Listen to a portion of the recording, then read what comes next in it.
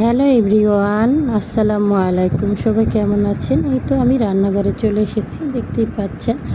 আর এটা কি রান্না করেছি অবশ্যই সবাই কমেন্টে জানাবেন। একদম একদম গোছের মতো পিস পিস করে, দেখতে কিন্তু গোছের মতোই।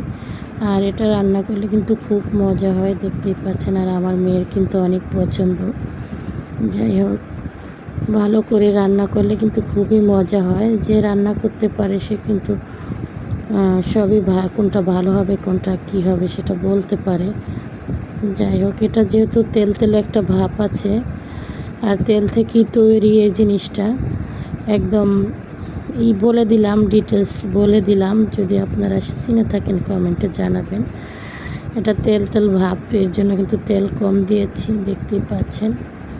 তো আমার মেয়ে অনেক মজা করে খায়। তো তোমরা কে কে চেনো কমেন্টে জানাবা। আর শুয়ে আছি, বয়সটা কিন্তু এলোমেলো লাগছে। সবাই ভালো থাকবা, সুস্থ থাকবা। আর তোমাদের ভাইয়া কিন্তু ফোন দিছে, সাউন্ড আসতেছে।